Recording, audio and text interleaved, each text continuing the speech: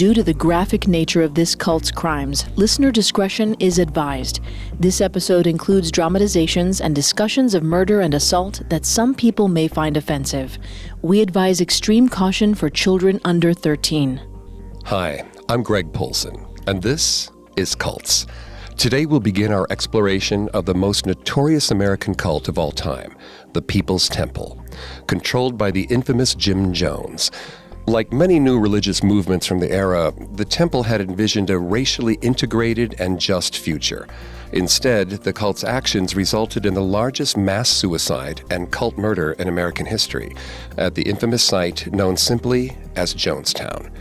To determine exactly how this could have happened, I'm joined once again by my co-host, Vanessa Richardson. Hi, everyone. We'd like to ask a quick favor. Would you leave a 5-star review of Cults on your favorite podcast directory? It seems so simple, but it really helps us out. And don't forget to subscribe while you're there, because a new episode comes out every Tuesday. You can also find us on Facebook and Instagram at Parcast, and on Twitter at Parcast Network. But for now, let's turn our attention to our first episode covering the People's Temple. In this installment, Jim Jones will be our primary focus. The People's Temple was very much a reflection of its leader, Jim Jones. Most of Jones's followers were poor, many were minorities, and all were idealists who found America's capitalistic system oppressive. At its most active in the early 1970s, the People's Temple had over 3,000 members, most of them residing in the San Francisco Bay Area and Los Angeles. The cult is known infamously for its deadly ending in rural Guyana, where over 900 people died by Jim Jones's orders. However, for most of their existence, they were just people, with an unshakable belief in communal living and pseudo-communist ideology. They wanted to combine the emerging civil rights of America with the shared responsibility for life they believed the USSR possessed. Americans were shocked at the mass death due to the trust and goodwill Jones had generated across the country.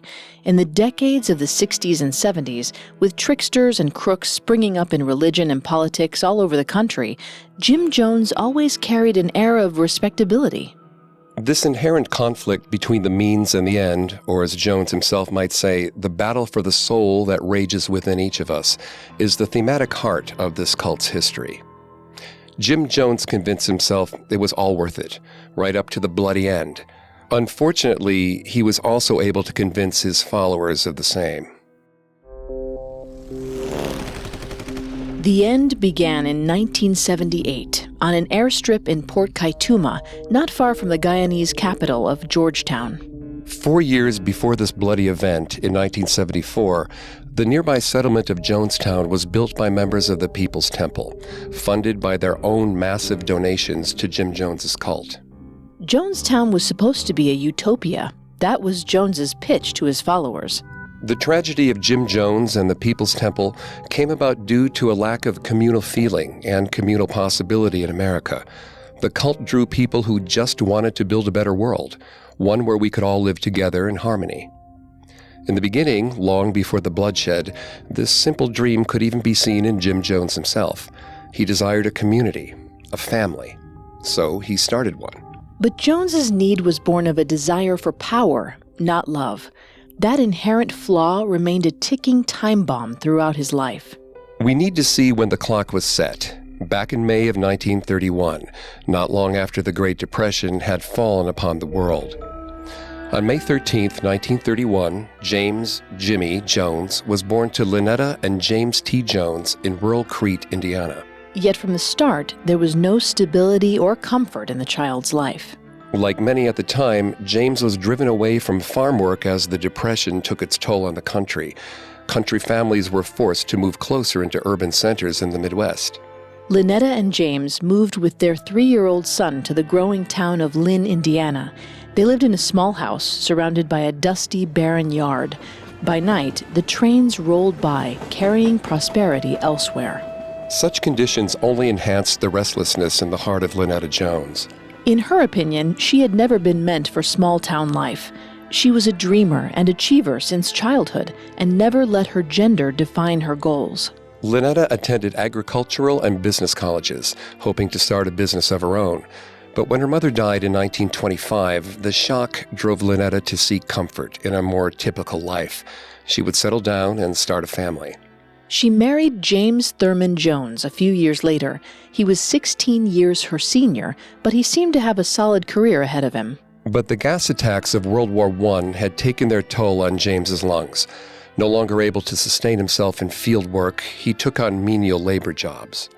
Once the family moved to Lynn around 1935, Lynetta did most of the supporting, working long hours at a factory near town. James, on the other hand, collected government disability checks and developed a gambling addiction at the card tables in town. Little Jimmy's earliest memories of his parents was one of despair, with James collapsed on the floor weeping at his misfortune, while Lynetta berated his laziness and addiction. Needless to say, a desire to succeed, to escape, was planted inside Jim Jones at an early age. As Lynetta spent most days at the factory, a cigarette-smoking, politics-talking outsider amongst the other women, and James T. Jones lugged his weak body between custodial work and the card tables downtown, Jimmy spent his childhood alone. A perfect image to characterize this lonely childhood is that Jones learned to walk by leaning against his red toy wagon out in the yard, unseen and unaided by his parents. This formed Jones's self-identity. He was on his own and would need to make his own way in the world. This would lead to an obsession with control. If Jones had control, his lonely circumstances would be changed. Jones was seen as the dirty, wild neighborhood kid. Often naked and covered in dust, the 4-year-old ran around the area, finding animals to capture and take back to his yard. Lynetta loved animals herself, so she allowed Jones to build quite a menagerie behind their house. Chickens, goats, cats, even snakes. By the time Jones was 5, a gang of wild dogs had so taken to him that they followed him around the streets. Lynetta and James were sometimes unable to discipline Jones when he had his gang of dogs by his side. An early, if comic, taste of power for the young boy. Still, as young Jones aged, he became more aware of the lack of love in his life. It was clear to him that his parents didn't love one another, and that they weren't like the other parents in town. A direct quote from him offers up this insight in fuller detail. Quote, "I was ready to kill by the end of the 3rd grade. I was so aggressive and hostile. Nobody gave me any love, any understanding. In those days, a parent was supposed to go with a child to school functions. There was some kind of performance, and everybody's parent was there but mine. I'm standing there alone. Always alone." End quote. Jones found few allies at school. He was an attractive child, but he didn't look like everyone else. He had dark hair, dark eyes, and distinctive facial features that set him apart. Amongst the blonde, blue-eyed Midwesterners, he stuck out like a sore thumb. But after school let out, things changed. On the streets of his neighborhood, kids were forced into close proximity with Jones, and a latent skill at social manipulation reared its head. Surrounded by a bunch of boys struggling through puberty, Jones realized that power structures were in flux, and his clever nature would finally come in handy. He knew when to be beta, and he knew when to be alpha. He rode the waves of the group's turbulent emotions and emerged on top. The director, the one with the most conviction. Jones began to value manipulation over sincerity. When he shifted his personality to suit another's, he was rewarded. In the early years, his manipulation and chameleon-esque nature was driven by a sad ambition to be accepted. This is a lesson many of us learn as children. If we act differently around different types of people, different results will emerge. The most intelligent children can often manipulate people this way before their moral judgment evolves and solidifies. In fact, it's the driving characteristic of the classic childhood tale Tom Sawyer. Unfortunately, in Jones's case, his desperation and need were so great that when he felt the rewards of his manipulative behavior firsthand, he doubled down. He saw manipulating others as his true power. With the group under his sway, Jones led them to his backyard and into the barn where he kept his stock of animals. One fateful afternoon in the early 1940s, when Jones ascended above his fellow boys to a raised platform at the far end of the barn, he discovered that he had a true command of the English language. When he stepped onto that platform, Jim Jones became a preacher for the first time in his life. An astute pre-teenager, he lectured the boys on morality, on religion, on science. He tested their minds and read them stories from the Bible, adding his own moralizing tangents. The more flamboyant and boisterous Jones was, the more his friends paid attention to him. They were hypnotized by his bravery and assertive speaking. When this newly extroverted personality earned him more attention from his mother Lynetta too, Jones knew there was no turning back. He had found his calling.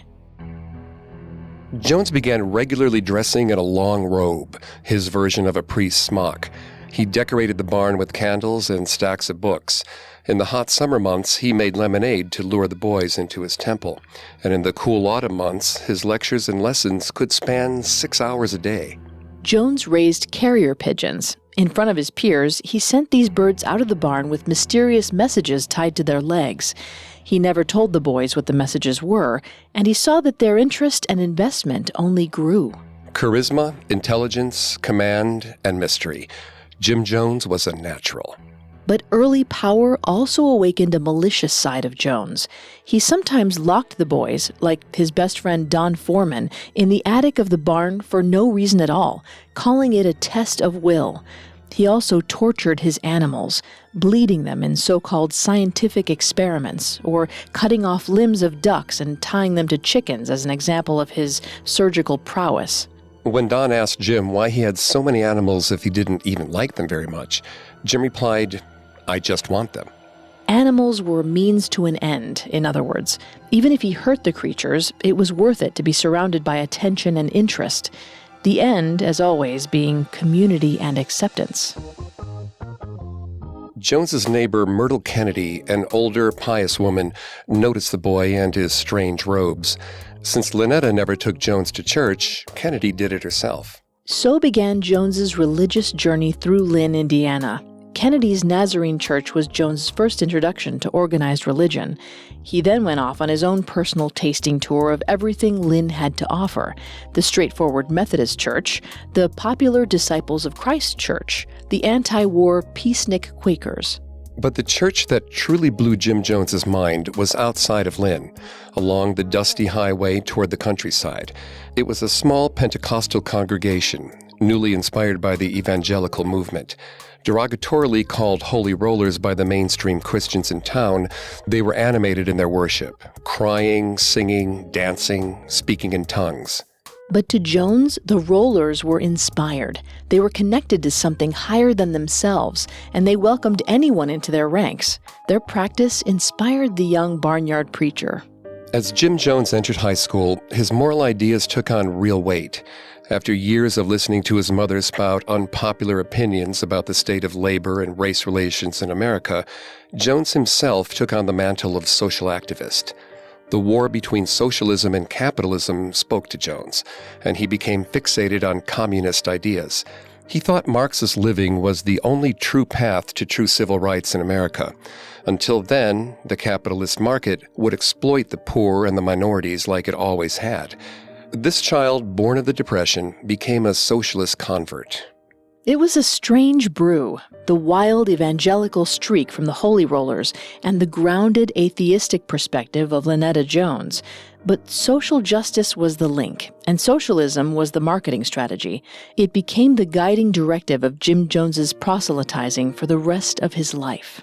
He spent his days at the high school library, obsessed with the famous and infamous leaders of history, from Marx to Lenin to Gandhi. Secretly, he even harbored a disturbing admiration for Hitler's oratory influence.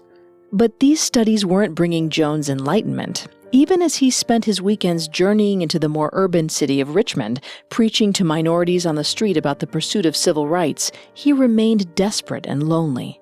Lynetta finally divorced her shiftless husband in 1946. She told 15-year-old Jones they were moving to Richmond permanently. Jones found it hard to leave behind his first congregation of local kids, especially Don Foreman. But Jones had no idea how to communicate this fear and sadness in a sincere manner. Instead, he called Don over to his house for dinner. When the night came to a close and Don tried to say goodbye, Jones pulled a gun on him and even fired a shot as Don ran away. Don remained committed to this friendship, either out of fear or misguided loyalty. He often drove to Richmond and volunteered with Jones at a nursing home and hospital.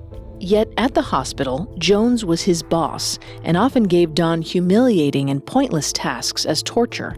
He once forced Don to carry a bag full of gangrenous limbs into the cremation chamber and remain in the claustrophobic, noxious space until the rotten body parts fully burned away. Don abandoned the hospital and the friendship, and Jones was left alone yet again. But not for long. To the rest of the hospital staff, Jones was seen as a saint. He stayed up late at night with older residents, reading to them and pulling long hours doing dirty work, even as he continued his high school studies. This attracted the attention of a kind-hearted young nurse, 5 years his senior. Her name was Marceline Baldwin. She was a new companion and a new mark for Jones's particular brand of manipulation. By 1949, they were married. Jim Jones was 18. Marceline was 23. Our story will continue in a moment after a brief message. And now, back to the story. Unlike the urban districts of Richmond, where Jim Jones often preached on the streets, the upper middle-class neighborhood of Marceline Baldwin's family was safe, secure, and full of community. Needless to say, Jim Jones didn't quite fit in with the Baldwin clan. By 1950, Jim Jones had abandoned the idea of going to college and spent most of his time lording his increasingly radical political beliefs over Marceline. Raised in a strict Christian tradition, Marceline was shocked to see Jones move away from religion. Disillusioned with his lack of progress through life, as he still made most of his meager living at the nursing hospital, Jones quickly revealed a new side of himself to Marceline during their marriage. He was domineering in every sense of the word. He believed Marceline's ideas about the world to be naive. He lorded the wealth of her family over her head and made sure she knew just how unfair the world truly was. He was often verbally abusive and condescending. In the Joneses' house, Jim Jones knew everything.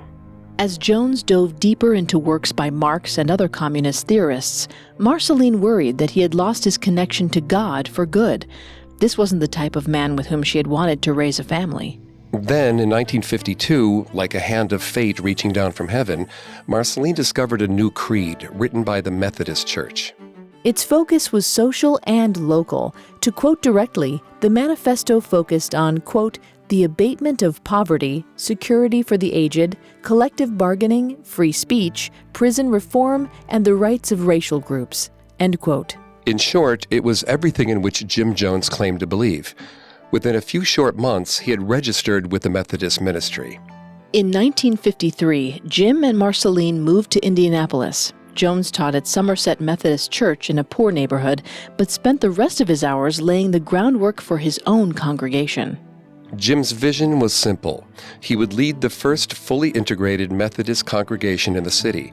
In doing so, he'd lead the way forward for the entire Methodist Church in America. But Jones never really returned to mainstream Christianity. The religion became something of a Trojan horse for the preacher. Through the setting of a religious gathering, Jones could pass on his radical socio-political ideas. Clearly, though, this agenda needed to remain in the shadows. It was difficult enough for a mainstream Methodist preacher to raise the funds to buy a venue. On his off days, Jones peddled around Indianapolis, selling monkeys he imported from overseas. Jones even had a personal monkey for himself, one that he trained to attack anyone who rubbed in the wrong way or made a comment he didn't appreciate. These eccentricities didn't lend to the Methodist image, but when Jones convinced Marceline to join him at a local Pentecostal convention, the true scope of his charisma came into focus for the first time.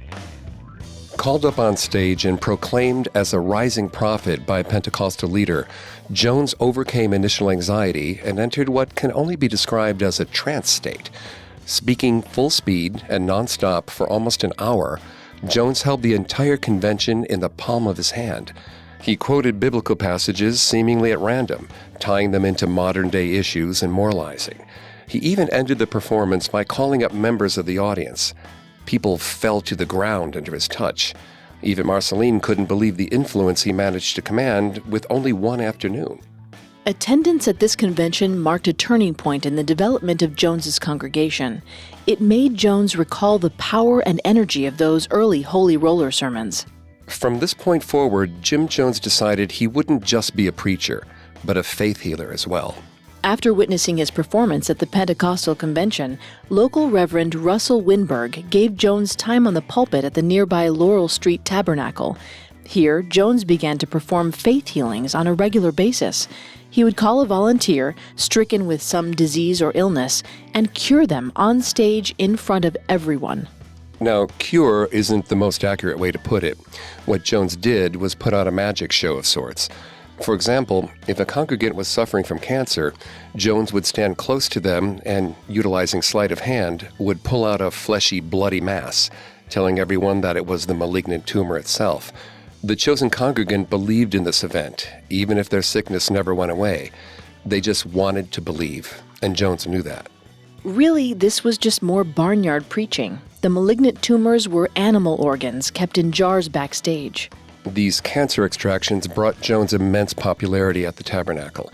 Jones didn't particularly want to continue this practice for long in the early years, but the results were undeniable. Impoverished congregants in particular were drawn to faith-healing events. It appealed to their sense of a righteous God, one who did not charge hospital prices for miracle cures, one who made sure true believers were safe. As for Jones, it brought him a lot of delicious attention, adoration, and donations. After organizing his own massive convention, headlined by nationally famous preacher William Branham, Jim Jones finally had enough money to buy his own church in Indianapolis. He also amassed some loyal followers. Alongside fellow preacher Russell Winberg, there was the intensely loyal construction worker Jack Beam, the gossipy and boisterous Patty Cartmel, and the young Jim Cobb, an African-American youth seemingly healed under the Reverend Jones's touch. Jones prophesied Cobb would be a great leader within the church one day, sealing the boy's fate with a few encouraging words. Finally, and perhaps most importantly, there was Archie Iyamis. Iyamis was a black man who attended the joint Jones-Branham conference to see the legendary Branham. Instead, he came away converted by Jones's dedication to social justice. Iyamis himself didn't claim to be religious. In his own words, he was a universalist, an ideology devoted to establishing equality amongst all people. In Jones, Iyamis saw a kindred spirit. In turn, Jones told Iyamis that he was destined to be a preacher. Jones really just wanted a black leader in his ranks to prove that Jones put his hiring practice where his mouth was. This small group of key members made up the leadership tier of Jim Jones's first congregation, and in 1957, the first People's Temple of Indianapolis was born. Having a space changed everything. Instead of losing donations to the controllers of venues like the Laurel Street Tabernacle, Jones was able to directly accept every penny given by his followers. While the congregation only numbered about 100 by 1958, Jones had also gained enough traction to be recognized by the city as a social justice leader. Jones opened a soup kitchen as well as 2 nursing homes. These functioned in 2 ways. 1, it helped solidify the mission of the temple in the people's eyes. 2, it gave Jones prime recruiting grounds for desperate and lonely souls. Jones designed every aspect of his life to reflect this social mission.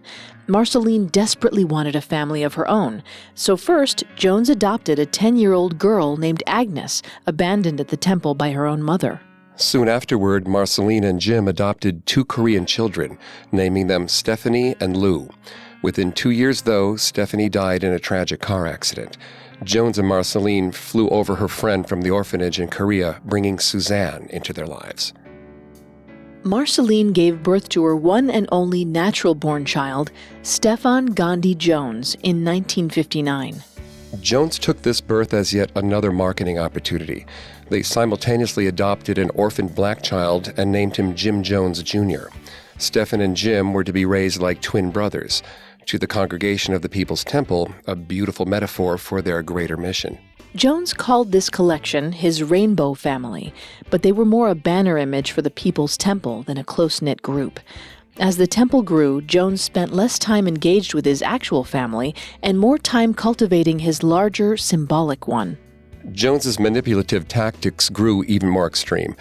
If someone like Marceline or one of his associate preachers disobeyed his will, Jones collapsed to the ground, gripping his chest. Jones claimed that he had established a more direct link to God. He was inspired by the Philadelphia preacher Father Divine, who claimed to be a prophet in the old school sense of the word, a visionary who was nearly one with the Lord above. This slots perfectly into the psychiatrist Robert J. Lifton's ideas about the manipulation tactics he calls thought reform. One important aspect of thought reform is milieu control. Jones always knew this was valuable. It's why he trapped friends in his childhood barn, and it's why he later isolated his cult in Jonestown. Another piece of thought reform is called sacred science. This means that a cult's doctrine rises above individual thought and belief. Anytime someone went against Jones, they went against the entire mission of the temple. Jones claimed that this negativity directly affected his health. If someone spoke up against him too much, Jones would grip his chest and fall to the ground. He writhed in pain until his chosen target submitted once again to his will. These dramatics manipulated the emotions of the target. Marceline was especially affected. She stayed in this flagging relationship until the bitter end because she wanted to make sure Jones didn't kill himself through sheer exertion. Jones also grew addicted to what he claimed were vitamin injections, but in reality, they were amphetamines and painkillers. As the 60s dawned over the People's Temple, followers were having a harder time finding the Bible in Jones's sermons.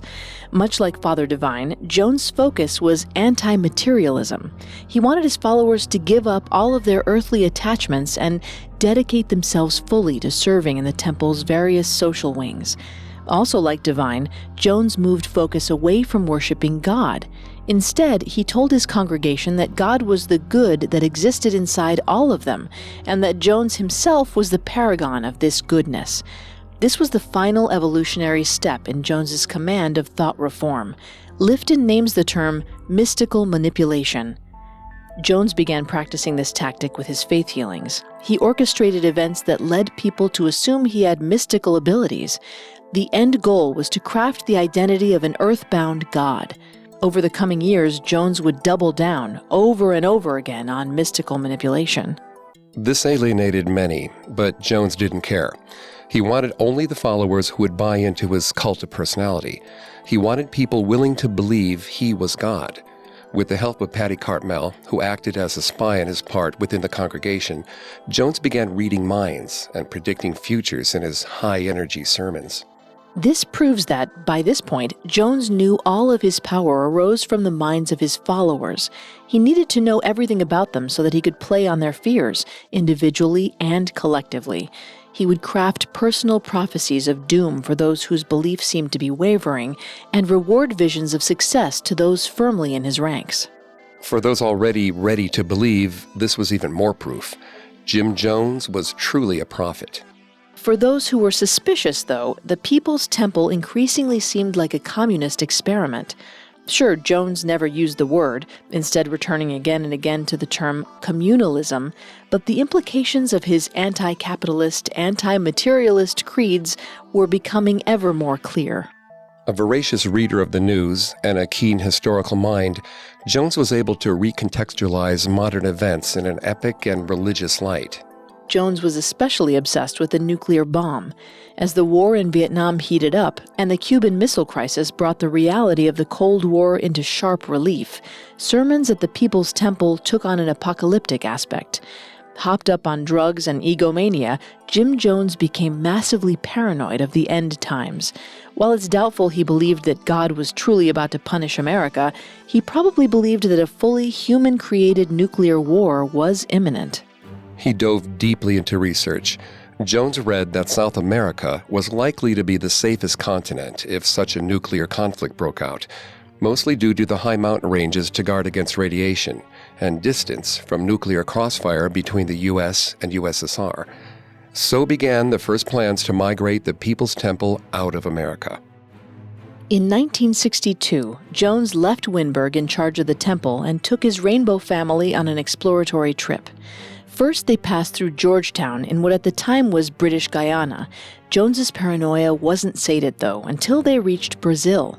Jones spent 2 years pulling his usual faith-healing tricks in the town of Belo Horizonte and the city of Rio de Janeiro. However, Jones soon heard from Archie Iamez. Russell Winburg was turning members of the temple congregation against Jones. In 1964, when Jones announced his return to Indianapolis, Winberg walked out of the temple and took nearly 100 communist-fearing followers with him. Jones's congregation was at its smallest size since its inception, and his paranoid and failed journey into South America did not raise any confidence. A drastic change was needed. And like many cult leaders of the time period, Jim Jones looked west to California. Jones sent his top lieutenant, Jack Beam, on a scouting mission. Although South America had fallen through for now, Jones had determined that Eureka, California would be the safest location in the continental United States in the event of a nuclear strike. Beam did him one better by finding a small valley town known as Ukiah. Jones wasted no time. By the end of 1964, he told his Indianapolis congregants that he had experienced a new prophecy of the future. 1967 would bring an atomic explosion to Indianapolis. They had to get out of there before that happened, and Jones had the answer. The People's Temple would officially move to Ukiah, California. This, of course, was a big ask. A good number of congregants didn't buy into the apocalyptic prophecy, and they were lucky to get out now, sparing themselves from the small-scale apocalypse Jones would one day enact in Jonestown. But many families were closely linked to the temple at this point. Their lives revolved around it. And even if they themselves didn't believe, they had loved ones who did. They wouldn't abandon them in this time of fear. In the end, 140 people packed up their Midwest lives and followed Jim Jones to California. Jones's entire Rainbow family went along for the ride, along with his mother Lynetta. It's unclear how Jones's mother felt about the People's Temple, but she must have appreciated how deeply Jones took her beliefs about inequality to heart. He may have become a preacher man, but the social ideas that Lynetta instilled in him as a child were still his motivating force. The move to Ukiah also signaled a huge shift in living for members of the People's Temple. Families lived in large groups in rugged commune housing. Much like Jones's childhood, these communal houses around the new location of the temple were old-fashioned. Material amenities were completely forbidden. Animals and children roamed free together in the yard. With Marceline's much-needed help, Jones was able to put many of the congregants to work at the nearby Mendocino State Hospital. Jones, more than ever, needed to promote an image of himself as a provider. He had dragged them out here. Now he really needed to prove his power and influence. He immediately set to work, opening 2 nursing facilities and eventually a soup kitchen. He wanted to replicate and expand the model he had already perfected in Indianapolis. He also appealed for legitimacy in a more direct way. The temple applied and was accepted as a church within the national framework of the Disciples of Christ, the mainstream Reformed Protestant denomination now known as the Christian Church. Unlike many fresh religious movements in California, the People's Temple seemed to officially be a Christian church. While they had to pay dues to the Disciples of Christ leadership, the prestige lent Jones a greater ability to recruit and grow his personal following. And the Disciples of Christ surely weren't complaining. Donations from the People's Temple steadily grew over the next decade. While in 1966, temple membership numbered just over 100, they had grown to 300 by 1969 and 3,000 by 1973. And at that point, they were sending upwards of $15,000 a year to the Greater Disciples Network and pocketing much more just for Jones's and the leadership's use. While his congregation settled and integrated into the local environment during the tail end of the 60s, Jones set off with the goal of winding his tentacles into both San Francisco and Los Angeles. These urban centers were always Jones's focus due to the high level of poverty and social injustice in cities. It was cynical and calculated, but true. Jones knew that the minority audiences in these places would be susceptible to his message. Indeed, by their peak membership in the 70s, the temple membership was 70 to 80% black, even though the only black person with any power in the leadership ranks remained Archie E. Amos, and, to a lesser extent within the youth groups, the teenaged Jim Cobb. A key recruit in this regard was Timothy Stone. A former conservative law student, Stone entered the workforce and slowly liberalized. A white man like Jones, Stone both felt guilty for his privilege and powerful enough to make a change, and a name for himself in the process. The People's Temple was catnip for Stone. He became Jones's agent in the politics of California, working his way up into the local district attorney's office. Stone brought his young wife, Grace, along for the ride. She was less convinced of the temple's mission. However, Jones allowed Stone and Grace to live a life with more luxury than other congregants. They lived farther from the temple itself in a private apartment, and were allowed to keep luxuries like record players, dishwashers, and the like. Yet another example of Jones's skill at social manipulation. He won Stone's and Grace's favor by allowing them to bend his rules, and simultaneously made them outcasts in the eyes of many in the cult. For both of those reasons, they could only turn to Jones in times of need, their benevolent overseer. The disciples of Christ either didn't realize or chose to ignore the liberties Jones was taking in his supposedly Christian mission. Traditional religious beliefs were quickly being drained from his sermons. During an infamous sermon in 1971, Jones declared himself the God Socialist, making both his personal grandiosity and political convictions clear to all who were willing to listen. His absurd faith healings also reached an all-time high, especially when Jones took a contingent on the road to Los Angeles or San Francisco venues. When they were away from home, loyal members of the temple, such as Patty Cartmel, could blend into these audiences, plants for Jones to call upon in the moment. There are reports that Jones' plants would sometimes wear old age makeup or even blackface. Jones wanted to trick the vulnerable populations in his audience by healing those who looked like them, by solving the problems of their community. Temple members who disguised themselves and lied for Jones felt uncomfortable. Of course they did, but they continued all the same. Jones had trapped them in his own twisted logic. The ends justified the means. Even if they had to lie to get people into the temple, they were saving lives. They were bringing light to the shadowed places of society. Soon enough, they had big enough followings in both cities to open 2 new temples. These facilities were much larger than the church in Ukiah, and although Jones wasn't always there, his presence inevitably drew huge crowds. And as he worked his way into the hearts of believers in San Francisco and Los Angeles, Jones and Stone angled their way into the political minds of local leaders. Within the temple community at Ukiah, Jones established a so-called planning commission. This name was taken from Soviet government structures, further proving how brazen Jones had become in regards to his communist ambitions.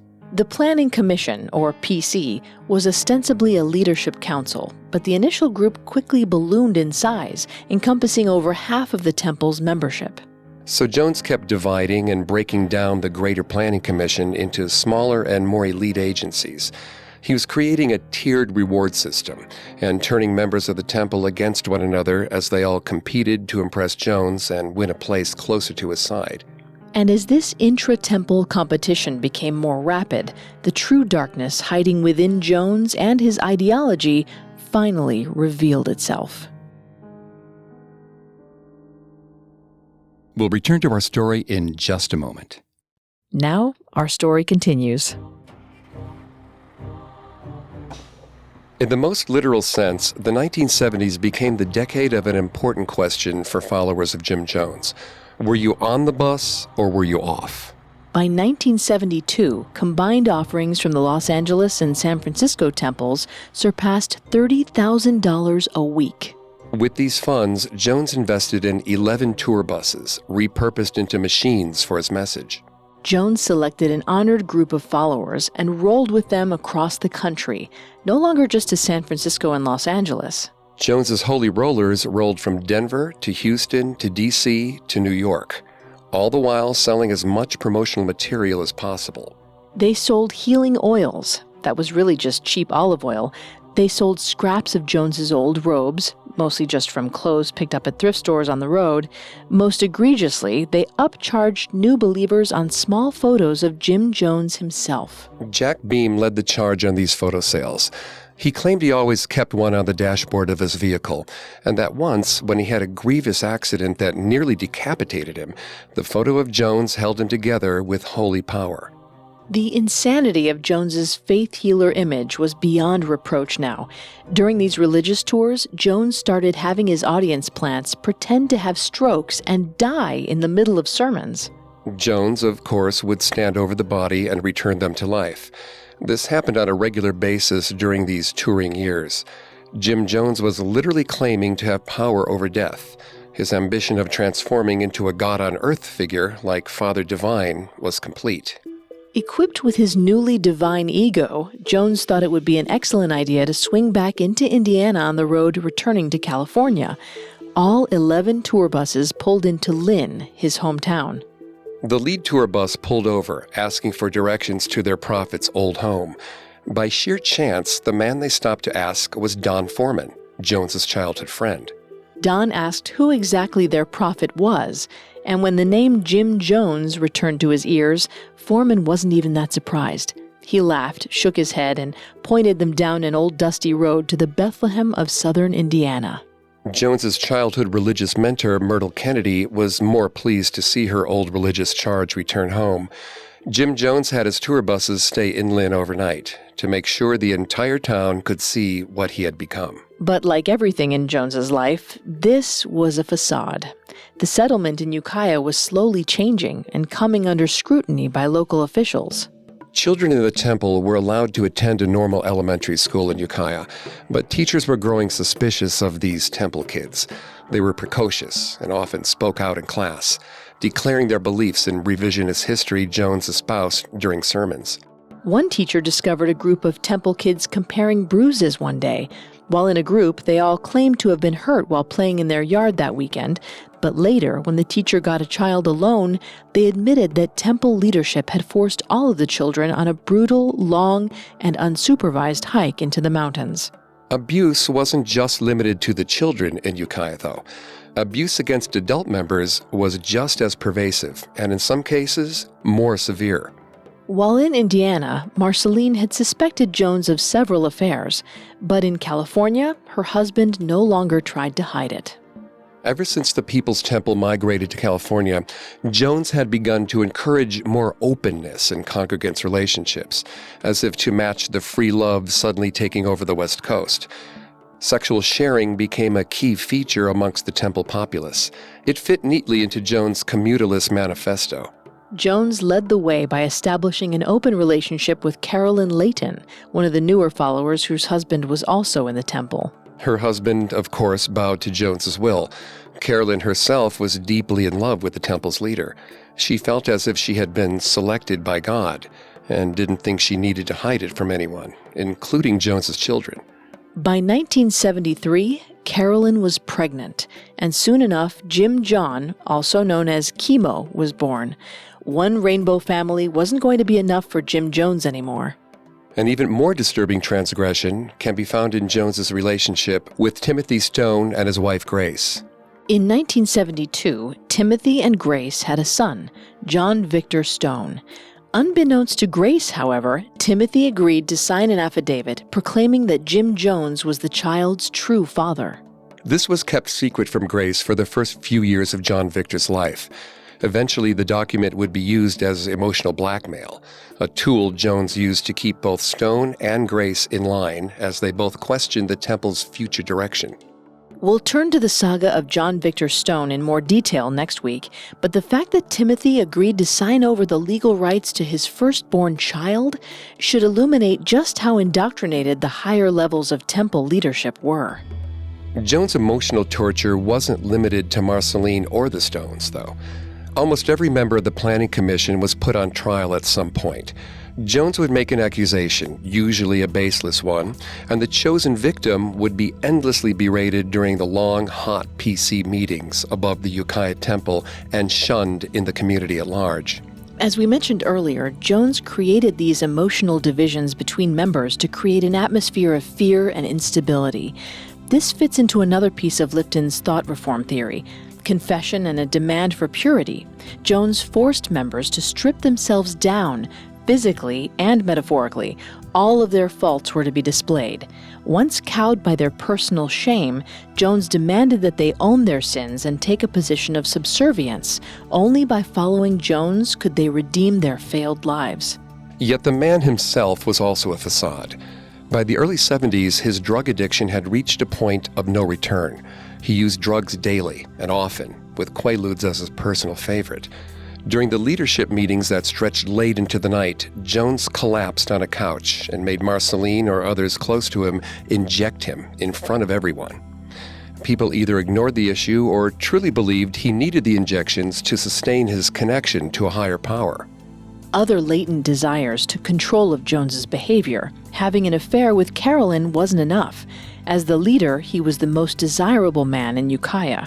He began sleeping with many of his followers, male or female. Jones declared himself the perfect heterosexual. He repeated over and over again to each male follower that they had a latent attraction to men inside them, even if they said they never held such desires. Jones would have sex with them to prove to them they were wrong. Men who had sex with Jones would write him a letter of thanks, proclaiming that he must have been right. Even if the sex itself didn't bring them pleasure, being with Jones did. He had exposed their inner flaws. Yet another miracle. But it wasn't a miracle. It was disguised sexual assault on a brainwashed follower. Jones would also use similar tactics on women who were reluctant to sleep with him. He told them they needed to examine their hidden desire for him close up. Otherwise, their marriages or relationships would surely crumble. He didn't need to force everyone. Most congregants wanted Jim Jones. They found him intensely desirable and would often fight with one another in order to earn a chance to be in his bed. On one memorable occasion, Jones interrupted such a fight by announcing that he would sleep with everyone who wanted him that day. Not for his own benefit and pleasure, but for theirs. Of course, that makes sense. On that day alone, he slept with nearly 20 temple followers. Behind the scenes, cracks in his holier-than-thou persona showed through to people like Jack Beam and Archie Iyames. While Beam encouraged Jones's philandering and delighted in his crude recollections of the sexual acts, Iyames saw a real weakness in his leader for the first time. But Iyames and others who were put off by the behavior wrote it off. They were living in a post-Summer of Love America. If Jones sought to promote this behavior, what could they possibly do to change it? The theatrics of Jones' manipulation were no longer limited to his sermons or only used to recruit followers. In 1971, the People's Temple of Ukiah were gathered for a picnic on the hills near the compound. Suddenly, the silence was broken. Jim Jones fell to the ground. Instantly, the leadership gathered around him. The congregation was hurried out of the open and into the temple. Jones was taken away by top leadership. Everyone suspected the worst, but a few hours later, the temple doors opened and Jim Jones strode inside. His shirt was ripped open at the chest and covered in blood, but his gunshot wound had healed. Jim Jones had brought himself back from the dead. Now, some people within the highest levels of the PC knew this was fake. It was a stunt, like the ones they commonly engaged in. Yet no one spoke out, and the miraculous shirt was put on display in the Los Angeles temple.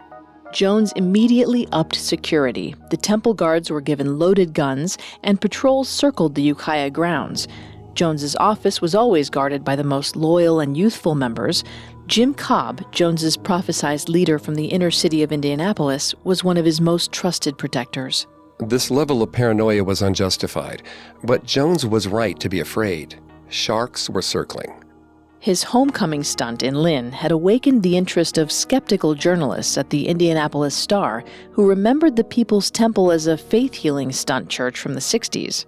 When Jones pulled all of his operations out of Indiana in response to this investigation, Star reporters passed word to the San Francisco Examiner, specifically to religion editor Lester Kinsolving and his lead journalist Carolyn Pickering. In 1972, they staked out at the Ukiah compound and were disturbed by the armed guards. They began interviewing Ukiah locals, collecting stories of potential child abuse and other dark rumors. In response, Timothy Stone picked up Lester after work one day, along with 2 armed temple guards. Stone told Lester that he was slandering a good man and that he must stop.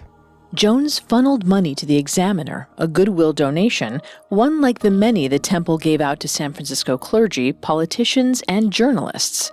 A payoff. Kinsolving and Pickering's story never achieved liftoff, but Jones made sure to keep a file on Kinsolving for the rest of his days, a binder that bulged over a foot in width.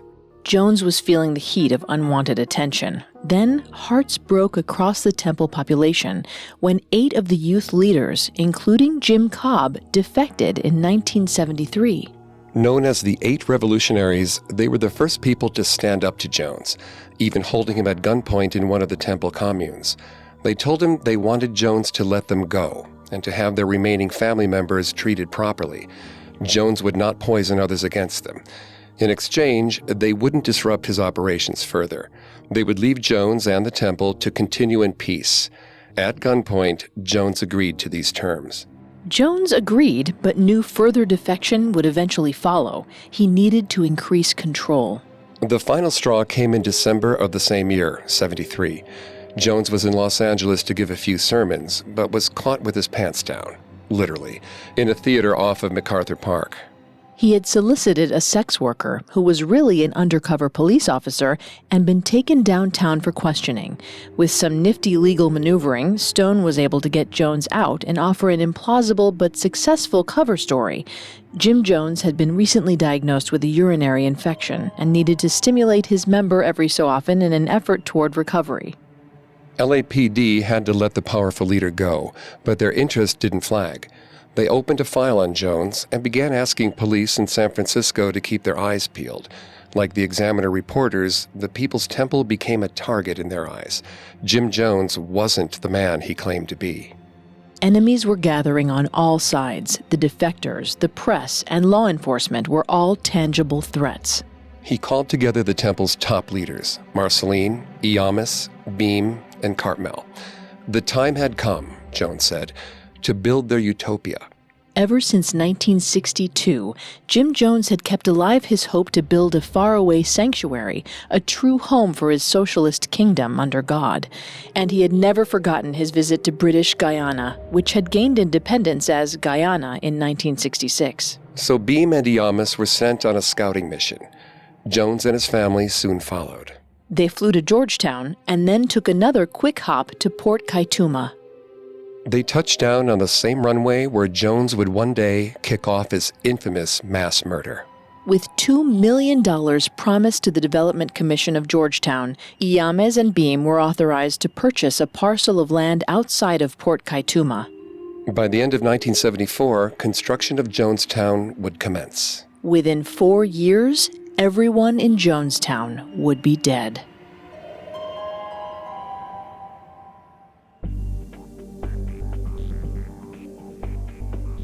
Thanks again for tuning into Cults. If you want to listen to any previous episodes of Cults, you can find them on iTunes, Google Play, SoundCloud, Stitcher, and Spotify, or on our website, parcast.com, spelled Parcast.com. If you like what you hear, please leave a 5-star review or tell us what you think on social media. We're on Facebook and Instagram as @Parcast and Twitter @Parcast Network. It seems simple, but it really does help our show. Join us next Tuesday for our final episode covering Jim Jones and the People's Temple, as we dive into the everyday lives of the cult and the repercussions of the tragic events at Jonestown. Cults was created by Max Cutler and is a production of Cutler Media and is part of the Parcast Network. It is produced by Max and Ron Cutler, sound design by Ron Shapiro, with production assistance by Carrie Murphy. Additional production assistance by Maggie Admire, Carly Madden, and Jeanette Manning. Cults is written by Jack Bentel and stars Greg Polson and Vanessa Richardson.